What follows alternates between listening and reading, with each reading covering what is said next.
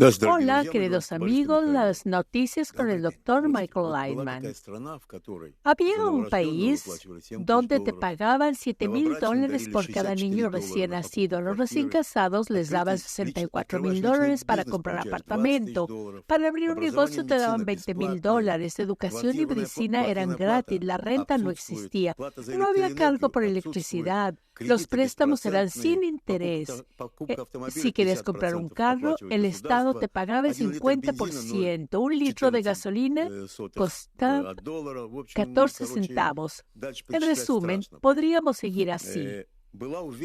Parecía que podríamos seguir así para siempre. Estoy hablando de Libia. La pregunta es, estoy viendo países como Arabia Saudita, Kuwait, Suiza, Bélgica. ¿Se puede destruir un paraíso material como este? Porque aquí fue destruido.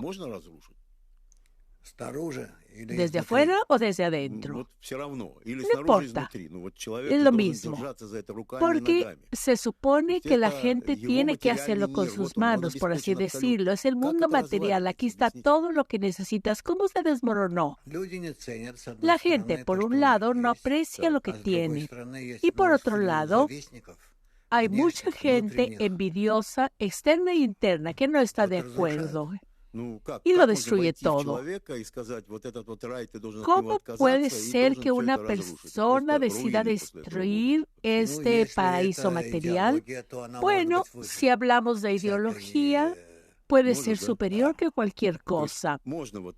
O sea, es posible, aún en estos países de los que estamos hablando, que están absolutamente ciertos de que podrían seguir así por todas las generaciones. El mercantilismo generalmente desaparece todo.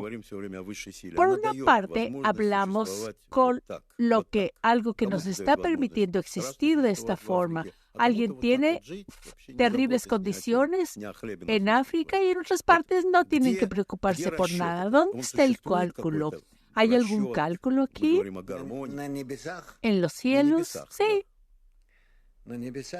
En el cielo, este cálculo probablemente existe, pero es muy difícil para nosotros entenderlo.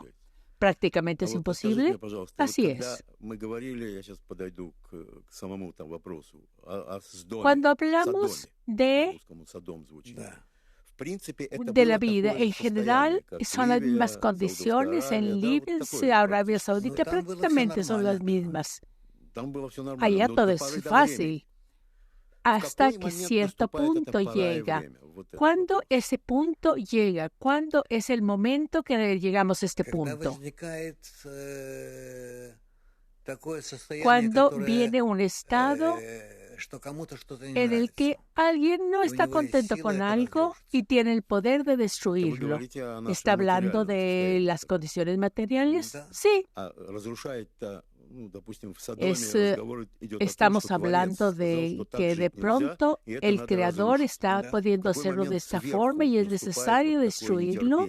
¿En qué punto sucede esta intolerancia? ¿Desde arriba? Cuando la gente empieza a despreciar lo que se le da. Quiere decir, en términos materiales, no les importa en absoluto. Sí, es que la persona empieza a despreciar lo que tiene. Piensa que la gente se merece algo más. Y piensa que no puede destruir nada, que hay algo que no se merece. No lo merezco, pero lo recibo y agradezco al Creador. Eso es lo que hay que hacer. O sea, al principio entiendes que nos es dado por unas manos superiores, pero luego lo olvidas y lo destruyes. O sea, el principio es que el principio de Sodoma, lo mío es mío y lo tuyo es tuyo. ¿Eso es lo que se entiende? Bueno, ese es un principio muy grande. Si veo una persona que está muriendo de hambre, no puedo ayudarlo. Esa es la otra parte de la misma moneda. O sea, el estado de abundancia material puede ser mío es mío y tuyo es tuyo, yo no tengo por qué ayudarte, así es. Es total lógica aquí. Es muy lógico. Por ejemplo, si recibimos todo del Creador, si el Creador te da y luego me da a mí, y no me da a mí, puedo morirme de hambre. Tengo que tomar del Creador lo que Él me da a mí. O sea, el Creador hace a unos ricos y a otros pobres, y es así como es. Es decir, yo no interfiero con la pobreza ni nadie con mi riqueza. ¿Hay lógica aquí? ¿Dónde está el movimiento aquí? El movimiento aquí es que la gente no acepta esa propiedad, es decir, no acepta el gobierno total del Creador y por eso lo destruye. Una vez oí que usted decía que hay algo entre la gente, mío es mío y tuyo es tuyo, pero hay algo en medio que tenemos que, de alguna forma, esa es la regla, la misericordia, la compasión funciona. Eso, sí, veo que hay un abismo entre nosotros y ese abismo viene desde arriba. Y quiero borrar ese abismo. Lo mío, ese es mi deseo humano. Eso tienes que borrarlo, aunque el Creador me lo dio, a pesar de que el Creador te lo dio. O sea, yo quiero conexión con los demás y es posible. Esa es la tercer lado de la moneda. Hay otro lado, cuarto, quinto. No, son tres. O sea, el estado primero, lo mío es mío y lo tuyo es tuyo. Y lo nuestro. Nuestro dice cuando hay conexión, sí. Cuando el Creador decide destruirlo todo, cuando yo no quiero que las cosas sean como nuestras, así Sodoma fue destruida. O sea, si usted puede darnos una conclusión, necesitamos estar por encima de lo que lo estricto del Creador y posesionar nosotros en un estado en el que podamos cambiar el mundo. Al cambiar el mundo, ¿qué es lo que quiere decir? No solo tuyo es tuyo, lo mío es mío. Eso está mandado por desde arriba. Pero necesitamos traer algún tipo de corrección. O sea, que todo sea nuestro, que sea dado por el Creador. Lo tuyo es tuyo, lo mío es mío inicialmente y luego desde dentro y por encima podemos cubrirlo con amor. O sea, construimos un puente entre una cosa y la otra. Sí, eso es porque en la generación que viene y luego como compañeros del Creador, como socios, podemos construir algo en nosotros. Por encima, hacer un puente. Y la maldad que fue creado, lo mío es mío y lo tuyo es tuyo, eso es maldad. Sí, eso es maldad. Y hoy es más, vamos a decir, más éxito. Hay otros países, Bélgica, Suiza. Hay unos lugares donde la vida material es mejor. ¿Qué pasa ahí? Y yo creo que es una ley práctica. Y de hecho así es. Mío es mío y tuyo es tuyo. Pero no en la medida en la que lo estamos haciendo. Lo que sucede es que el gobierno empieza a interferir en la diferencia entre los ricos y los pobres y de la forma social y en otras partes es lo que sucede.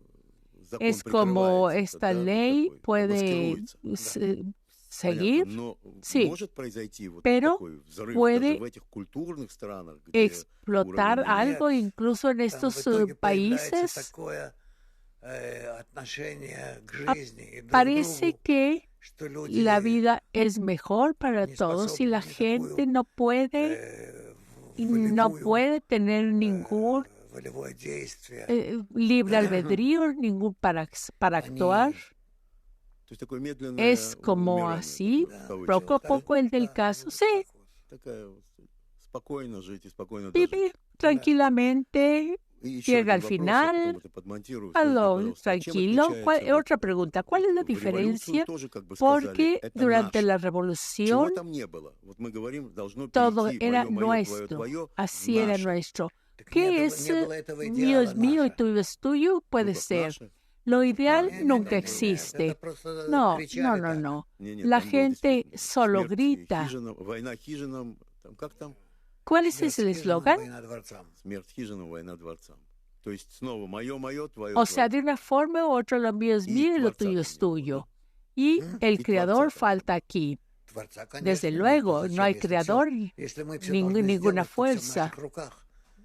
Porque todo está en nuestras manos en ese momento. Ese es el creador, es por definición. Y eso siempre nos trae la destrucción. Sí, así es. Pero aquí podemos seguir en esta dirección, no tenemos que interferir. Y el lado práctico es así, en esencia, como concluimos. Yo pienso que nada bueno puede venir por todas estas cosas. Tengo la certeza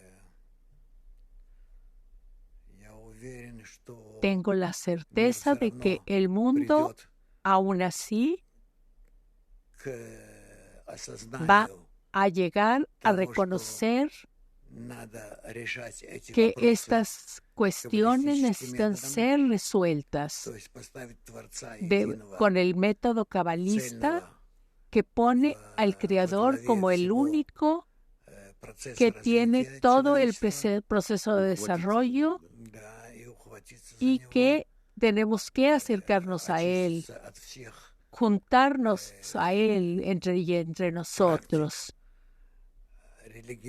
Todas estas prácticas religiosas y prorreligiosas distorsionan un poco y lo hacen únicamente por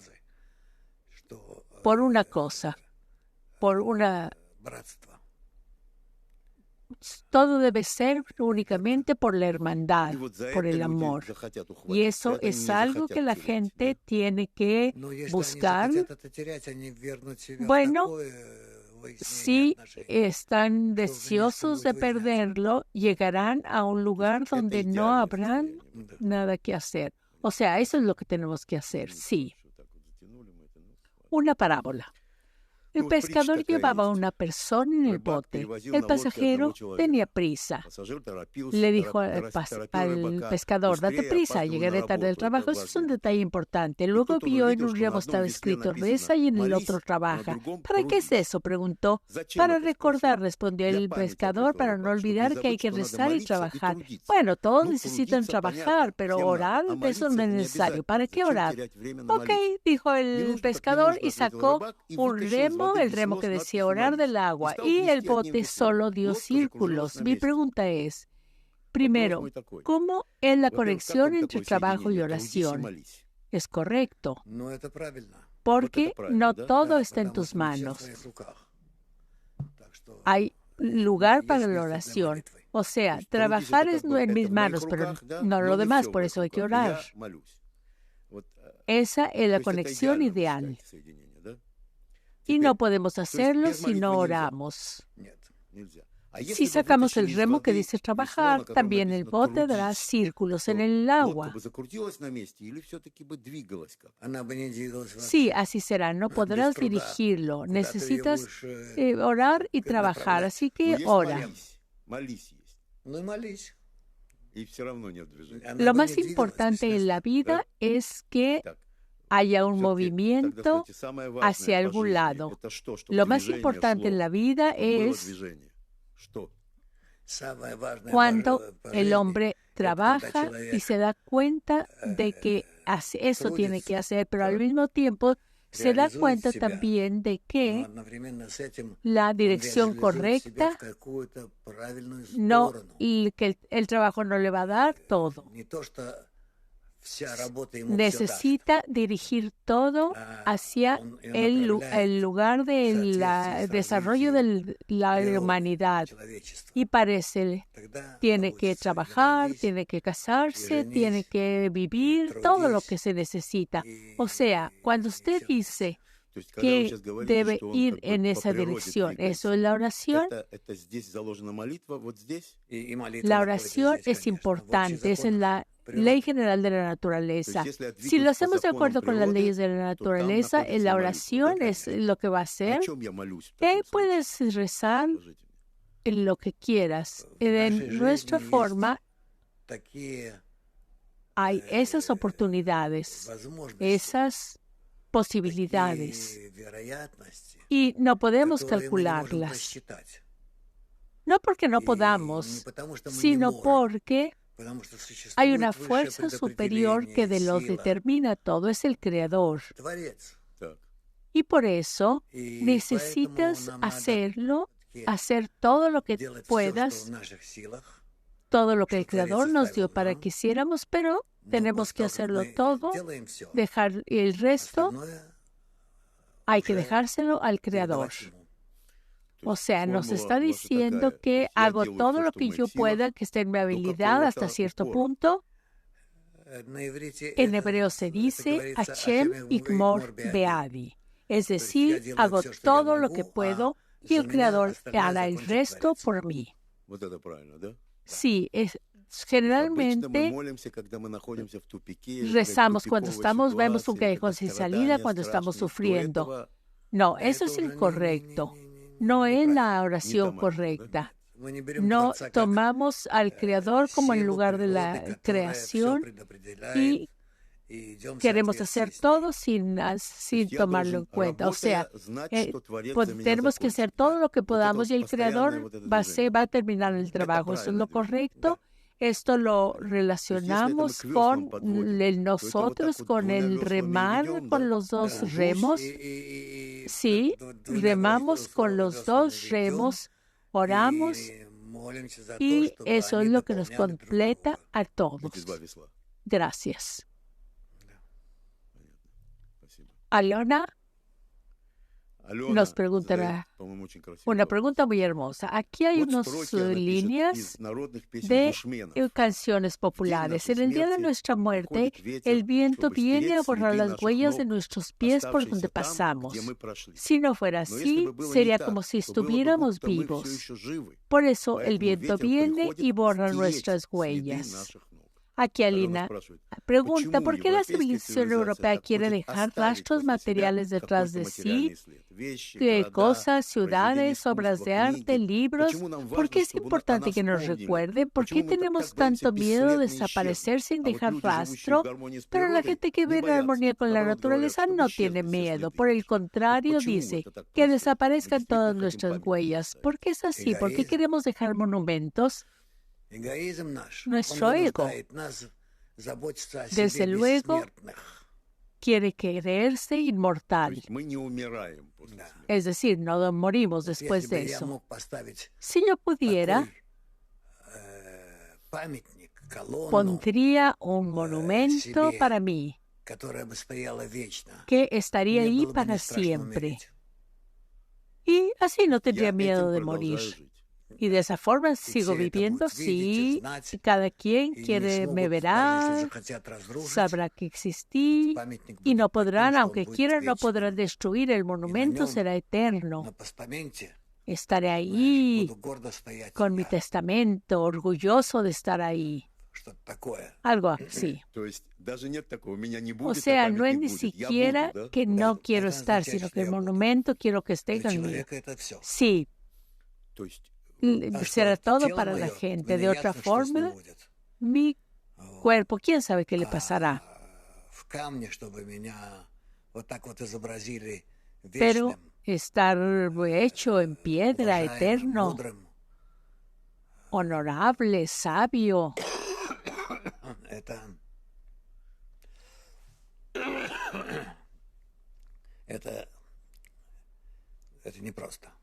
no es simple. Lo que sigue es que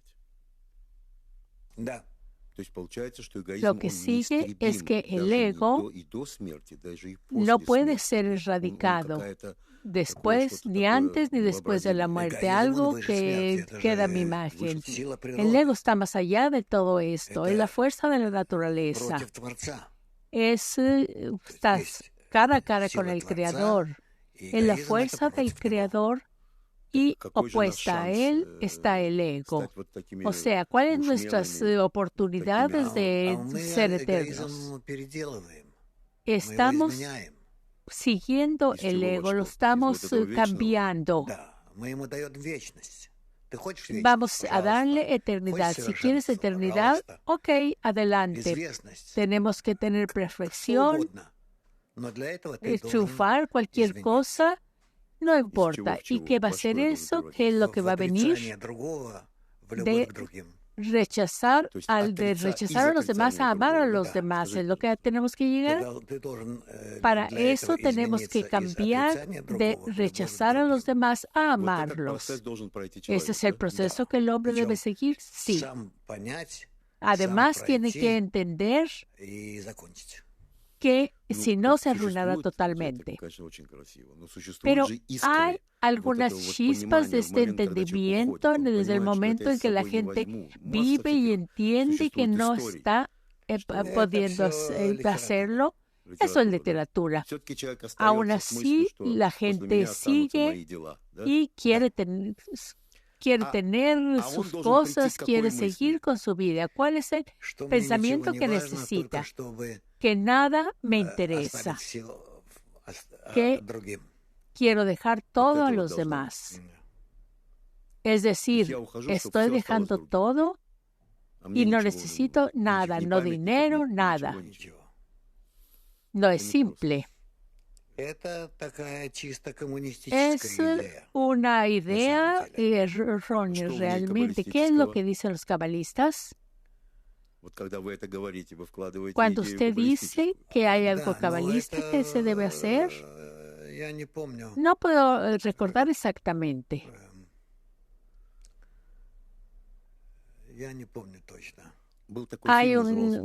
Fue una película que decía que todo fue dejado a la gente.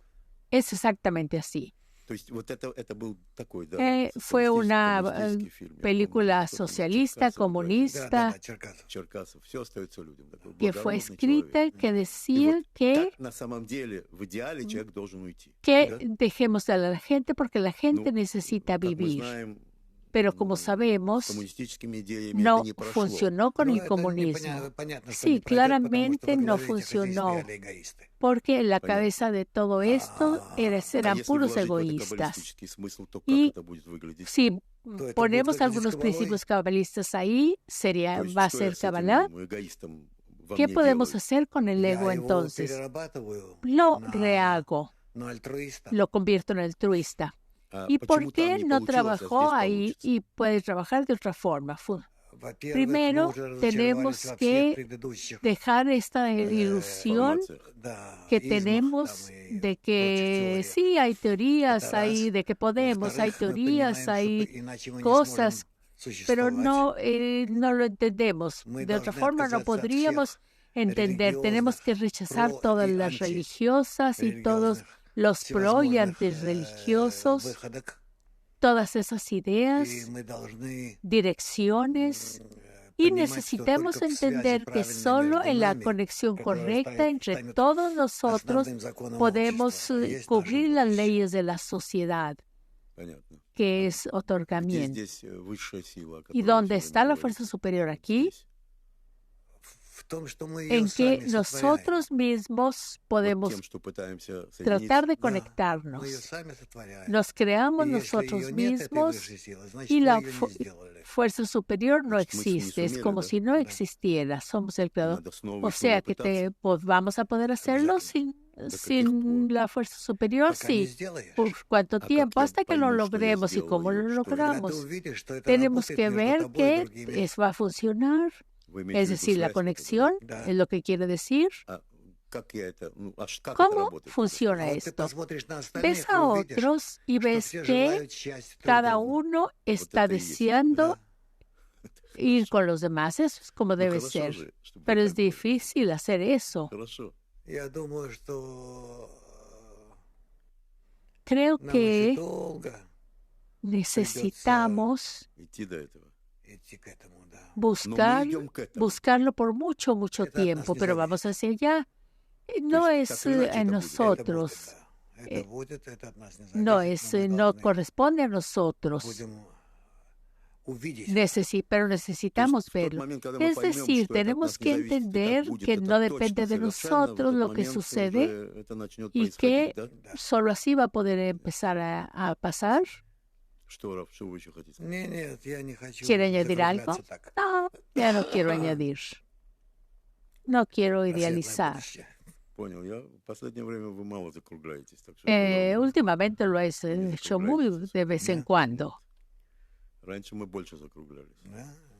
Últimamente es pesimista con relación a la humanidad. Dice, no podemos, etc.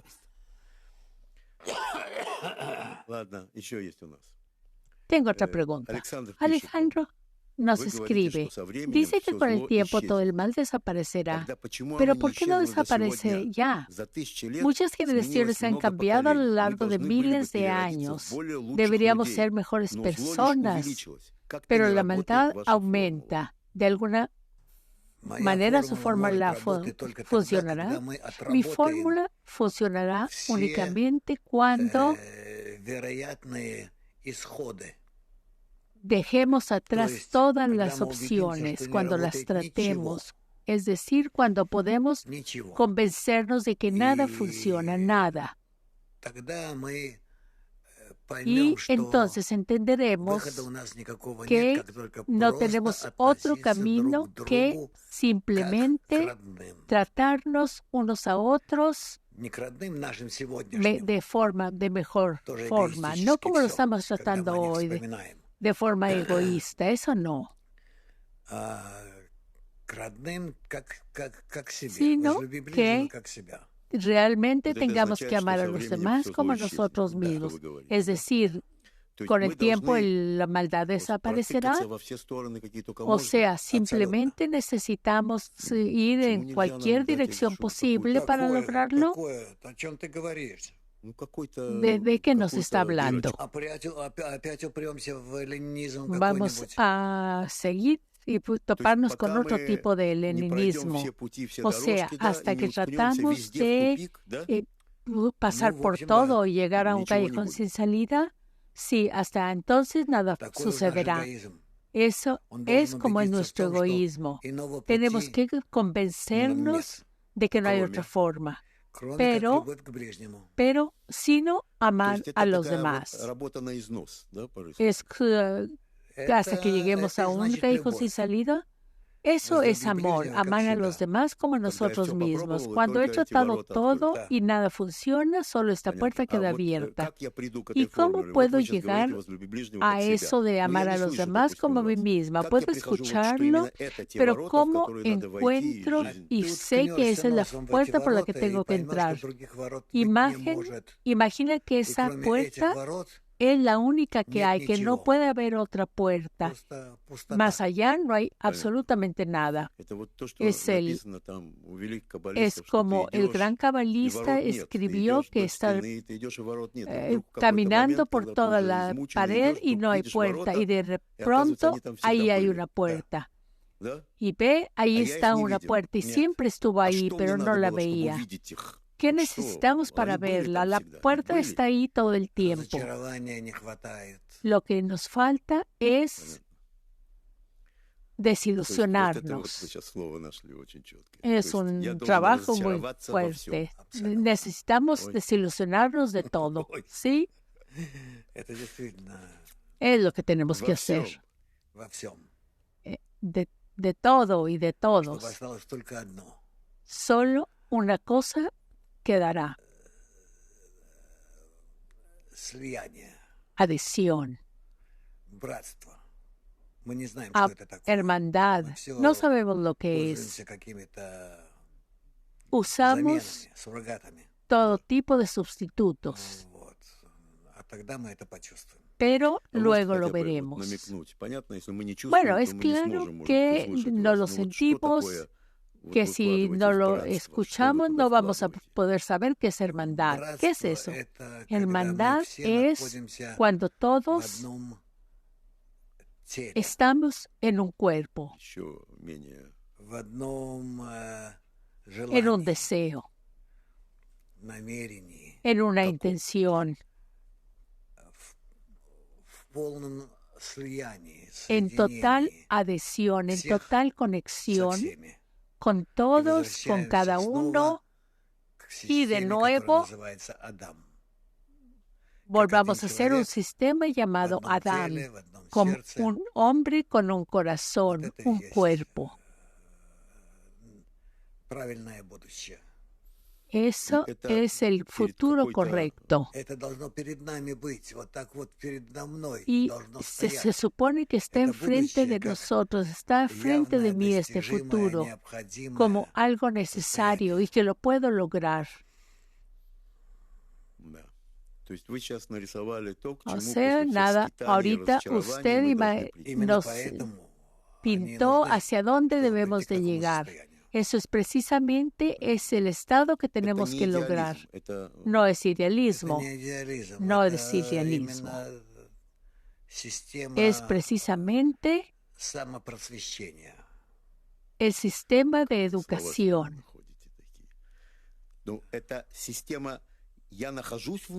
Son lindas palabras para expresar esto, pero ¿cómo logramos este sistema?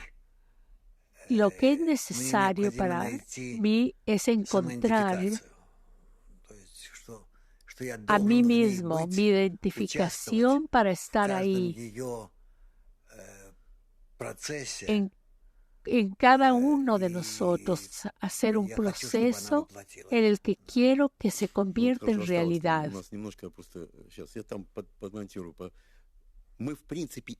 Estamos dentro del sistema, aunque está roto, estamos sufriendo, estamos buscando, pero tenemos que estar de acuerdo con eso. Tenemos que revelarlo y no permitir que siga en la negatividad. O sea, tenemos que revelarlo y salir de esto cuando nos desilusionemos. Muchas gracias. Gracias. Lo mejor.